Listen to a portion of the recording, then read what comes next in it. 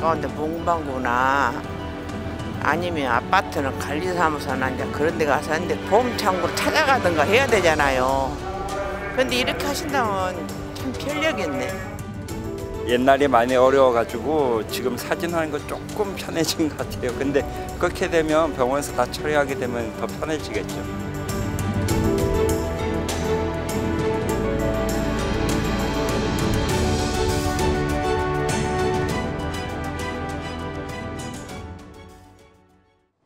네, 취재 기자와 직접 자세한 얘기 나눠보겠습니다. 경제부 장슬기 기자 나와 있습니다.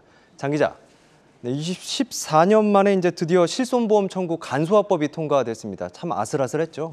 네, 정말 오래 걸렸습니다.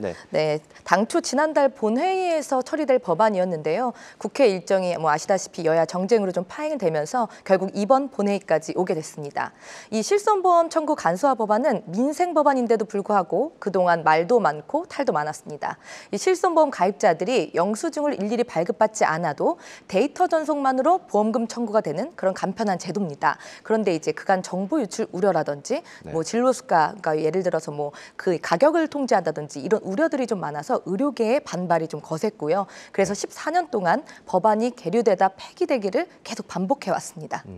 그렇다면 이제 당장 언제부터 또 어떤 방식으로 이 실손보험 청구가 달라지는지 아마도 이 소비자분들은 가장 궁금해하실 것 같은데 어떤가요? 네, 먼저 오늘 이 본회의에서 통과가 됐고요. 보험업법 규칙상 이제 공포 후 1년이 경과한 날부터 이제 시행이 됩니다. 원칙대로라면은 내년 이제 10월이 되겠죠. 내년 10월부터는 실손보험 가입자가 병원에서 진료를 받은 뒤에 수납처에서 진료 데이터를 보험사에 전달해달라고 요청을 하면 별도의 영수증 같은 서류를 받을 필요 없이 전산으로 데이터가 이 보험사로 전송이 됩니다.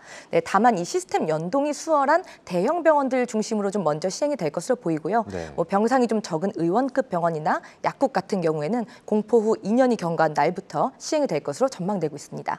네, 근데 사실 이 과정에서 의료 데이터가 이제 보험사로 넘어간다, 아니면 또 이제 도용 우려가 있다 이런 이유로 이제 의료계가 그간 반대를 해왔던 건데 대안책은 마련이 됐습니까? 네, 먼저 좀 이 청구 서류의 전자적 전송 과정에서 정보의 목적의 사용과 보관, 비밀 누설 금지 조항이라는 것을 마련했습니다. 이제 또 화면에 나오는데요. 이를 어길 시에는 3년 이하의 징역 또는 3천만 원 이하의 벌금이라는 처벌 조항도 뒀습니다. 그러니까 이게 의료 데이터를 보험금 청구할 때 외에 다른 목적으로는 절대 사용할 수 없다는 의미입니다. 이 의료계는 또 이런 데이터들이 보험사에 다 쌓일 경우 향후 진료 수가, 아까 말씀드렸던 이제 비급여에 대한 가격도 통제를 받지 않겠느냐 이런 우려를 좀 내비치고 있는데요. 이와 관련해서 금융당국은 현재 이 데이터는 이미 서류 형태로 전달돼서 쌓이고 있을 뿐이고 전송 형태만 이 서류에서 전산으로 바뀌는 거기 때문에 유출이나 오남용 우려에 대해서는 현재와 사실 별다를 게 없다 이렇게 설명을 하고 있습니다. 네, 그럼 이 데이터는 누가 전달을 하는 겁니까? 이게 그 대행하는 그 전송기관은 선정이 됐습니까? 네, 사실 이 보험사와 의료기관 사이에 데이터를 전달해주는 전송 대행 기관이라는 게 꼭 있어야 하는데요. 이 국회 정무위는 이 기관 선정을 대통령령으로 좀 정하도록 여지를 남겨둔 상태입니다. 이 의료기관과 보험사 간 데이터 전송을 맡아줄 기관은 원래 그 보건복지부 산하 기관인 건강보험심사평가원이 유력하게 거론됐습니다. 이 심평원은 전국 약 9만여 개의 의료기관과 이미 전산 구축이 좀 완료돼 있기 때문에 비용 측면에서도 사실 확실한 절감 효과를 볼 수가 있습니다. 하지만 의료계는 심평원이 이 실손보험 청구 데이터까지 보유하게 되면 결국 이건 역시도 추후 비급여 의료행위까지 좀 통제하게 될 것이다. 이런 좀 우려를 제기했고요.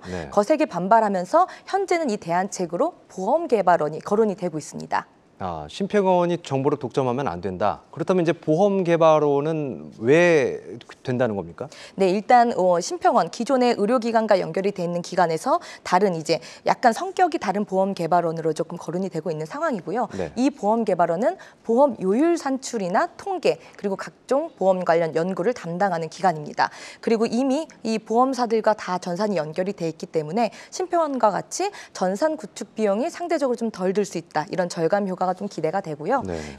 중간에서는 좀 이런 보험개발원마저도 이런 의료 데이터 같은 거 유출 우려가 있지 않느냐 이런 지적들이 있었는데 보험개발원장 허창원 보험개발원장은 지난 기자간담회에서 일부 이런 우려하는 시각에 대해서 개발원은 그동안 단 한 건의 오남용이나 유출 사고가 없었다 이렇게 자신감을 내비치기도 했습니다. 하지만 문제는 의료계가 이 보험개발원도 결국은 보험사 출자기관이 아니냐 이렇게 또 좀 문제 제기를 하면서 반대를 하고 있는데요. 결국 심평원이든 보험개발원이든 의료 정보가 좀 쌓이게 되면 결국 통제로 이어질 수 있다는 이런 불안감이 좀 있어서 두 업권과 전혀 이해관계가 없는 이제 제3의 기관으로 지정을 하자 이런 식으로 좀 주장을 하고는 있습니다. 하지만 이 경우에는 아까 말씀드렸지만 전산 구축 시일이 좀 걸리고 네. 비용도 이제 또 상당할 것으로 예상되는 만큼 이른 시행은 좀 힘들 것이다 이렇게 보는 게 금융권의 시각입니다. 네, 법안이 통과가 됐는데도 아직까지 좀 풀어야 할 과제들이 많아 보입니다. 경제부 장슬기 기자였습니다.